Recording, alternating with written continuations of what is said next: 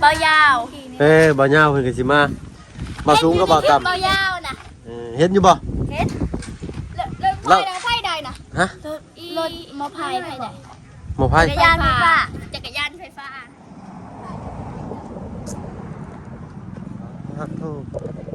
สามสาวเฮามื้อนี้เนาะ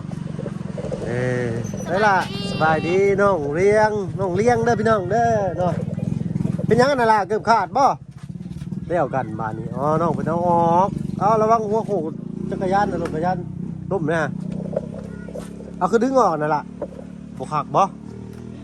มันออกแหละอ๋อมันออกก็เลยต้องเอาออกคือกันสั้นๆหน่อยเนาะไปใช้น่ะโอ้เอาน้องมันขี่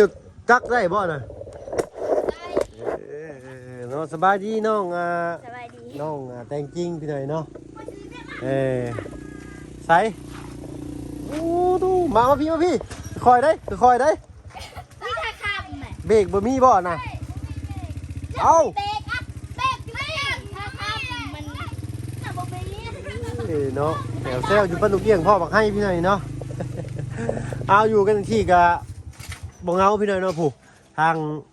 น้าสาวเรามาเลยใส่นั่งน้าสาวเจ้ามาแล้วพุ่นไปหับหาน้ำหาไหนน้าสาวกินเนี่ยแล้วเมื่อยไปจักฮะเอาพี่หน่อยครับ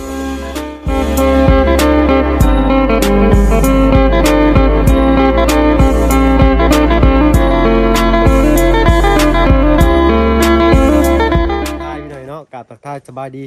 ผู้ใหญ่ใจดีและก็ FC เบิร์ดทุกท่านเข้ามาหับมาชมช่อง YouTube บ่เพิ่งเคยหลายคือเก่าเนาะบ่ฝั่งไทยฝั่งลาวและก็ทั้งฝั่งต่างประเทศก็ยินดีต้อนรับเข้าสู่ช่อง YouTube บ่เพิ่งเคยหลายเช่นเคยพี่หน่อยเนาะให้ล่ะโอ้มอเตอร์ไซค์เราก็ได้บ่มีฮัดเบาะเนาะสบายดีน้องล่ะสบายดีปะลุงนี่เลยใส่เสื้อสีแดงอันแทงใจหรือบาทนี่สีแดงแทงใจเลยบาทนี่โอ้ไปหาล้างมือกับพี่หน่อยเนาะมาแต่ป่ามันเมื่อกี้นี่เด้อเนาะไปล้างน้ำอยู่พุ่นก่อนมานี่พี่หน่อยเนาะโดยบ่ไปยังไปใช้ดาไปล้างมือไปเบิ่งงานมันอยู่ปะบ่ว่าเอาล้างน้ำวางก็ได้บ่วิตาดินนี่ซื้อไปหน่อยนะตัวญาตินี่ข่อยนี่เขามันชุกมันบล่นบ่ล่ะนี่โอ้ตกตุยใส่ข้อนี่ผู้ที่รับเลยแล้วนี่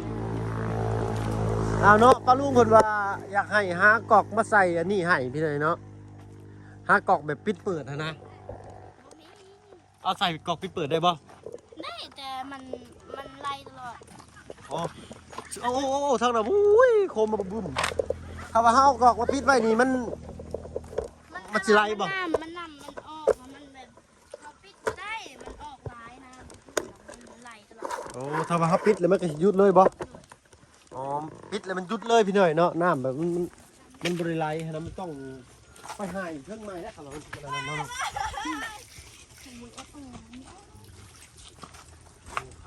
เย็นดีนี่โอ้ยอาบใส่หมดเลย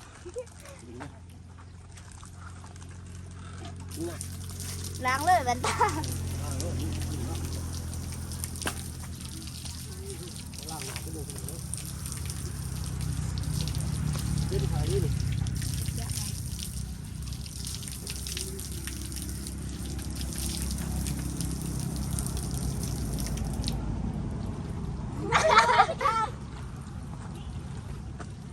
นี่ตะกร้าสบู่นี่มากได้เลยได้เนี่ยจะเป็นคนดังไหมไอ้เผิกเป็นคนดังเนอะเจ้าเนาะดังมาได้ไหมดังแม่เนาะใช่เอ้าโมเป็นคนดังติไม่คนธรรมดาคนดังแพ้ไอ้คนดังไฟชื่อไอ้นะไอ้เป็นคนดังไฟชื่อเนาะคนดังได้ FC ใส่เคยก็เป็น FC เจ้าได้แมนบอล่ะโอ้ดีใจเนาะผมเป็น FC พี่หน่อยเนาะฮ้อนมีแห้งได้บัดนี่ไผ่เนี่ยล่ะเขามาหาวันนี้น้องเลี้ยงมีไผ่เนี่ยเขามาหาเจ้าวันนี้มาบุญสะพายเราสะพายใกล้กับเบาอาจารย์หลาเบาบุญยังก็เบาบุญสารวัตรอ๋อเบาบุญสารวัตรกับเบาบุญอะไรอีกบ่มีแต่สองคนคนแรกมีสองคนเพิ่นอะไรกับลุงจันเนาะทางลุงจันเพิ่นพี่หน่อยเนาะอะไรกับทางง่ายเมื่อเช้าง่ายเขามาแล้วบ่เห็นเจ้ายังไปโรงเรียนอยู่แม่นเป็นไงไปโรงเรียนมื้อนี้เป็นอะไรไปโรงเรียนมื้อนี้ได้หนังสืออยู่บ่ได้คือเก่าบางเจ้าได้มาเก้าโอ้เก่งแฮะป.5บ่ล่ะ เราถือว่า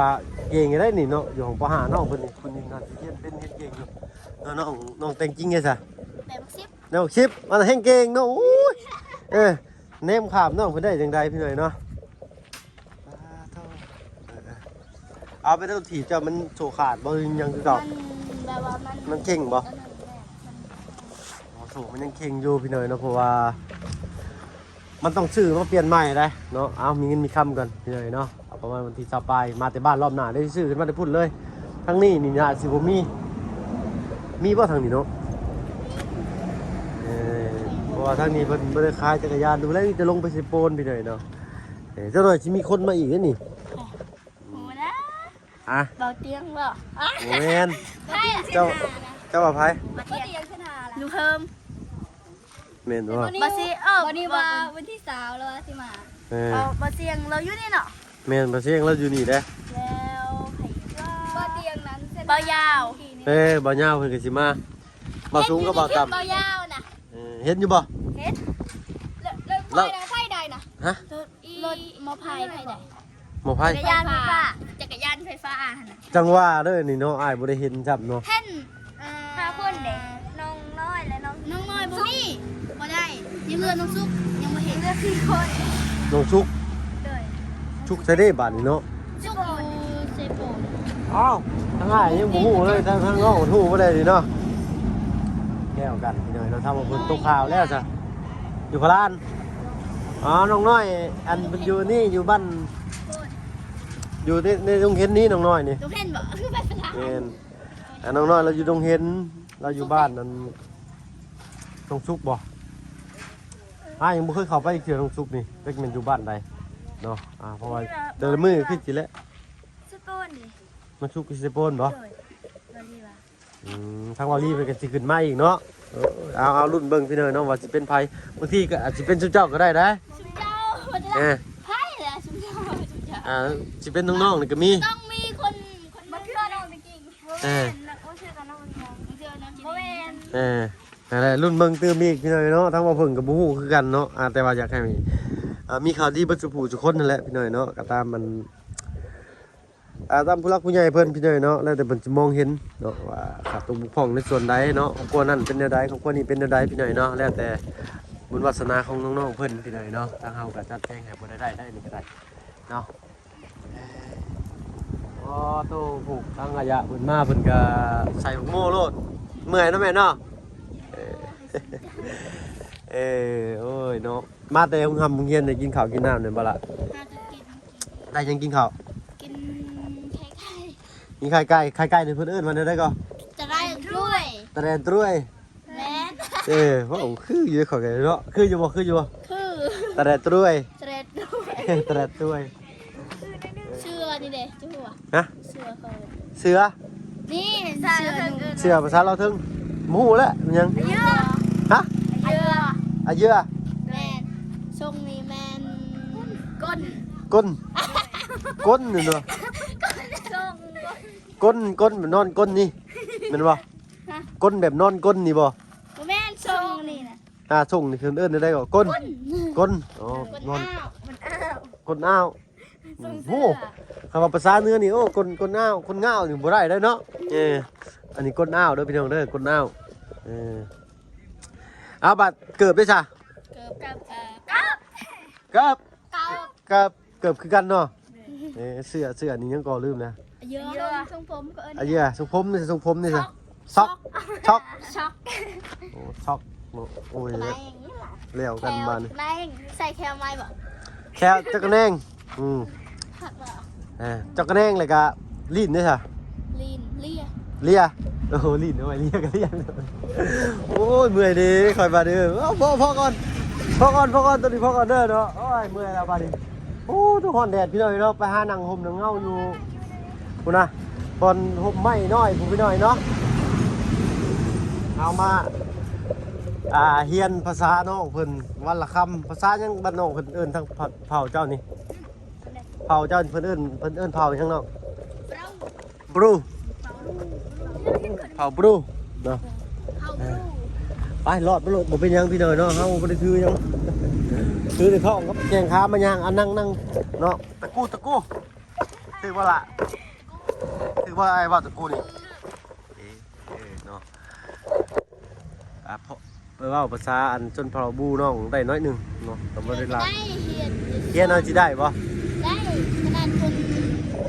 ลาวยังได้ซาแล้ว ได้อยู่เนาะได้น้อยหนึ่งพ่อดอกเอาลายไปเลยเนาะเจ้าหน่อยหน้าแห้งคือจำเจ้าหน่อยเพิ่นสิว่าคนทั้งนี้ เอ้าเวลาเขาเอาอย่างจอกคู่แล้วเนาะเวลาเขาด่าแล้วก็คู่ เฮาก็บ่เฮ็ดให้เพิ่นด่าล่ะ เอ้าบางทีคนเราถึงเขาด่าเด้เขา ด่าบ่ ก็ได้ยินแหละครูเขาน่ะ เพิ่นเป็นหยังเพิ่นคือสิด่าเฮาเขาบ่ เอ้า เฮ็ด บางทีเฮ็ดผิดเอ้าเขาก็ด่าแหละ เฮาก็บ่เฮ็ดผิดให้เพิ่นด่าเลย ก็เห็นบ่หลอกเขาก็ด่า เฮ็ดบ่รอเขาก็ด่าอีก เขา โอ้ ก็ ย ด่าแหละ แล้วกันข่อยคือสิถูกด่าบนมือเด้อซั่นนี่เนาะ ไอ้ที่เช้า เช้าเช้าเข้าใจอยู่ตัวน่ะเช้านี่บ่งามเนาะ กล้วยตะอ้อ ฮะ กล้วยตะอ้อกล้วยตะอ้อก ล้วยตะอ้อนนี่บ่งาม เต๋าแท้ๆกล้วยเช้าคนไล่ กล้วยเช้าคนขี้ร้ายกล้วยตะอ้อนี่จะงาม กล้วยตะอ้อกับคนขี้ไล่คือกัน คนขี้ร้าย คนอ้อยคนอ้อ อันอะไรก็คนงามอะนะ คนงาม อ้อลือบ่อ้อลือข่อยก็บอกเป็นแต่อ้อลือ ไม่ร้าย งามในลายภาษาเวียดนี่ล่ะ สาเวียดแดบ แดบดำ แดบแดบล้วน แดบล้วนโอ้น้องเราเป็นนี่เนาะนี่เนาะ อ้าวแม่เป็นป้าไรล้วน แดบบ่เป็นแดบดำติ เป็น แดบล้วน เลย อ่า เลย ยังก็ลุงจันทร์เพิ่นสอนมาอยู่หน้าเพิ่นเล่าให้ว่าเป็นในลุงจันทร์ได้ ลุงจันว่าเป็น แม่นลองถามเราเด้อ เราคือบอกว่าตอนที่เวียดทามาจักหน้าที่หอดเซโปนนะเราคือบอก อ๋อ ว่า บ่แล้วก็ได้ร้อยหนึงไม่ยังกันน่ะมายังกันน่ะ เขาจอดไว้ก็เห็นทาง อ๋อเพิ่นเฮ็ดทางกันนะรถตัวนี้รถรถขนส่งหินทรายบันดงพี่น้อยเนาะก็เรียกว่ามีหินมีทรายมีหยังมาส่งสิดอกพี่น้อยเนาะโอ้ดีใจเบิดเอาบัดอันนี้ล่ะกระต๊อบน้อยๆที่ยังบ่มีหลังคานี่เพิ่นเฮ็ดให้ยังนี่ เอาไว้เข้า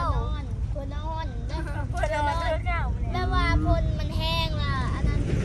ย่านไม่ทับแล้วก็นอนอยู่นี่เต้นอนน้องเหนืออ่ะกันแล้วเต้ได้นั่นน่ะตาพี่ไม้เอาคอยังสิเฮ็ดต่อ เนาะโอ้พี่น้อยเนาะพากินข้าวกินน้ำเลยเนาะ กินแล้ว ยังบ่ได้กินข้าวกินน้ำพาน้องเพิ่นมานั่งเว้านี่เป็นลมง่อยลงนี่เพราะแห้งนี่ข่อยสิได้อุ้มแล่นไปหา โอ้เขาเห็น อุ้มไปหดน้ำและน้ำ คลิป มีเย็น คลิปตัวหนึงนะจะอุ้มไผ่ ผู้ชายบ่โอ้น้องเพิ่นติดตามลีเด้อนี่เนาะเห็นบ่ติดตามอ้ายบ่อันนี้อ้าย เฟซบุ๊ก Facebook Facebook ของบ่ของลุงจันทร์ ไปทูบเบิ้งตลอด อืม ตลอด ติดYouTube นี่เป็นของนี่บ้านเก่งไข่เด้น้องต้นกาเราย่างบ่ได้เลยล่ะ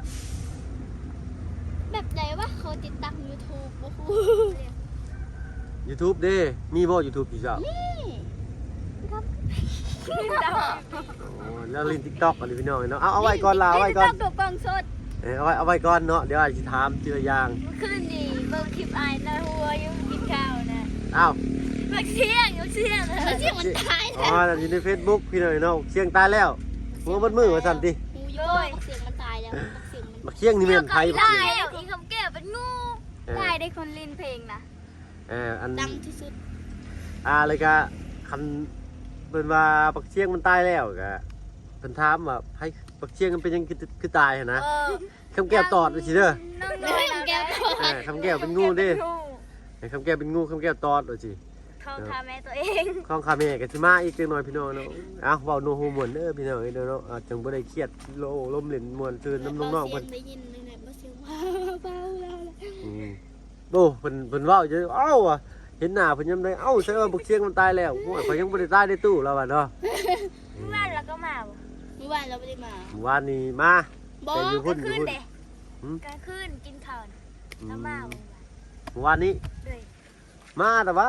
ก ลางคืนตอนที่ไอ้ถ่ายคลิปกินข้าวเนี่ย แม่นมาเพิ่นถ่ายก่อน เอาอันน่ะเอาใบอ่ะข้างหลังเพื่อนเราน่ะใบอันนั้น เพื่อนเราบอลไหนบอลบันดงคนบอก แม่นเลยบันดงลงไปเฮือนเซาหน่อยเนาะเซาเพิ่น เช็ดละ เซาเพิ่นเป็นเดือน น้ำมันน่ะบ่ เลยปั๊มน้ำมันลงไปอีก อ่า ใกล้ป้อมตำรวจเด้ ปอมตำรวจอ๋อ หรือใกล้สิขามห้วยมา บ่ แห้ง บ่ดานบ่ดานบ่ ยังบ่ฮอดด่านในห้านนั้นหมูกระทะเด้ในข้างห้านสิ้นดาดนั่นเลยหัวครัวลงไปชุมโลโก้ไปหน่อยหนึงเลยก็อยู่ขวามือเด้เนาะอะไรก็ก่อนสิขึ้นห้วยมาแห้งแม่นบ่มาแห้งมาทิ่มบ่ยังนี่แหละแถวๆนั้นน่ะใกล้บ้านเก่งค่ำ แกงคำกูเจออาวุธแกงคำ ก่อนเขาบ้านเก่งค่ำหน่อยเนาะเอาบุมีหมกม่วงเนาะ ด้วย เห็นบ่ไอ้กินหมกม่วงเห็นอยู่บ่ เห็น มีอายก็งาม งามบ่มีไอ้ งาม ยืนหนึ่งเนี่ยยืนหนึ่งในหมู่บ้านนะฮะ โอ้ ย่องเอาพี่หน่อยเนาะ ที่นึงในโลกเลยไง ว่าที่หนึ่งในหมู่บ้านนะฮะยืนหนึ่ง สาวยอม ก็ชื่อสาวคำนางเนี่ยเนาะเห็นบ่ลูกสาวไอ้เห็นบ่ เห็น ใน ให ช่ ญ่ อง เลย แต่ปีป้ายเลยสิครับปี4 เดือน5 เดือนน่ะพี่หน่อย ผู้ เนาะ หญิงเนาะ แม่นผู้หญิงจ้ะ งามเลยงามคือแม่คือพ่อเลย นี่เนาะน้องเพิ่นเนาะเป็นได้นี่เนาะ เอ้าก็งามเนาะ ครับเนาะน้องอินเตอร์ชื่อเพิ่น เนาะ ลูกสาวซับพี่หน่อยเนาะคือพ่อครับใครก็ว่าคือพ่อเจ้าว่าคือพ่อวะมีช่องแม่น้องอินเตอร์อยู่ได้น้องติดตามมึงเลยวะ บอก ชื่อช่องแม่น้องอินเตอร์เพิ่นนั่นแหละก็ลืมแล้วพี่หน่อยเนาะเราเล่น TikTok บ่เพิ่นเล่นYouTube นำ เรา เพิ่นลง ไปถ่ายคลิปคนอื่นคือพวกอ้ายนี่บ่ ถ่ายชีวิตประจำวันอยู่บ้านอยู่เฮือนคุณลูกล่ะแหละ แปลว่าเราเฮ็ดคอนเทนต์ถ่ายน่ะ แม่นขายข้าวขายของขายจำออกจำเอ็นขายไข่หลอกไข่ลูกอยู่เฮือนซื่อนะเนาะแต่มื้อขายได้แน่บ่ได้แน่ขายพวกน้ำปั่นขายพวกน้ำแข็งใสจังซี่เด้บ่ได้ขาเป็นเพิ่นน้องอินเตอร์โอ้ยเมื่อยพี่หน่อยเนาะนั่งย่ออยู่ก็ได้เลือดบ่ลงขาบาดนี่จังหน่อยก็สิได้ตาวกลับเด้อบัดนี้เด้อเนาะมันแรงบ่แล้วสิเข้ามาใหม่บัดนี้เด้อเนาะเขามาเล่นมาแอนเอา เดี๋ยวเอิ้นกินข้าว เอาล่ะเอาเนาะขอบใจมื้อหน้าเด้อสิมากินนำเด้อทางน้องกองมีเนาะทางบ่าวเพิ่งเอิ้นเป็นน้องกองมณีพี่น้อยเนาะกองมณีก็ม่วนอยู่ได้เนาะม่วนบ่คืออยู่บ่เนาะกองมีแล้วจักกองมีจักมีหยังนะมีเงินมีคำมาแล้วพี่น้อยเนาะเอากันไรกองบ่มีว้าวสิบ่มีเท่าใดเนาะก็ต้องกองมีไปก่อนแล้วเอาทางน้องๆเพิ่นก็รอท่าทางทีมงานสิขึ้นมาเพิ่มอีกเนาะเอาเดี๋ยวมื้อแรกที่ทางทีมงานก็สิได้เก็บภาพบรรยากาศให้ปะลุง FC ได้เบิ่งได้ชมอีกพี่น้อยเนาะช่วงนี้ก็สิมีแต่ละช่องก็สิมีคลิปอยู่เฮือนอยู่ซ่านการเฮ็ดอยู่เฮ็ดกินของทีมงานเพิ่นอยู่เฮือนเสาอะไรพี่น้อยเนาะอยู่เฮือนเสาลุงเฮิมพี่น้อยเนาะเพราะว่าเพิ่นสิให้เสาเป็นหลายปีบาดนี่พี่น้อยเนาะปีหนึงก็เสาปีหนึ่ง15 ล้านกีบเนาะปีหนึ่งถ้าว่าเขาเสาเป็นเดือนกับเดือนหนึ่ง2 ล้าน5ปีหนึ่งก็เท่าไรก็6 ล้าน6 ล้าน7บ่โอ้เลยแล้วพี่หน่อยเนาะปีหนึ่งก็ร้ายอยู่20 กว่าล้าน25 ล้านบ่เอาแต่ว่าทางเจ้าของบ้านเพิ่นว่าสิให้เช่าเป็นปีบาทนี้เนาะถ้าว่ามีคนมาเช่าเป็นปีก็จะได้ให้คนเช่าเป็นปีพี่หน่อยเนาะเพิ่นอยากให้เช่าแบบระยะยาวนะ15 ล้านกีบเอาก็ไปสิอยู่ก็เก็บกันพี่หน่อยเนาะคนละล้าน2 ล้านก็ว่ากันไปคนหลายก็เก็บหลายเก็บน้อยคนน้อยก็สิเก็บหลายขึ้นอีกพี่หน่อยเนาะเอาก็ลุ้นตื่นเบิ่งอีกนำกันพี่หน่อยเนาะเรื่องนี้กำลังโอลมกันอยู่เนาะจังไดก็ฝากกดไลค์กดติดตามน้ำแน่พี่หน่อยเนาะเอาขสั้นทั้งบ่าวเพิ่งก็ขอตัวลำลากับน้องๆเพิ่นก่อนพี่หน่อยเนาะบอกกันไล่ยายกันทางไปแล้วน้องๆเนาะสบายดีจ้ะเด้อเนาะเอาพรคลิปหน้าพี่หน่อยเนาะแล้วคลิปนี้ดีแม่งเบิ่ทุกคนที่เข้ามาชมช่อง YouTube บ่าวเพิ่งให้หลายคือเก่าไปแล้วพี่หน่อยเนาะสบายดีจ้ะ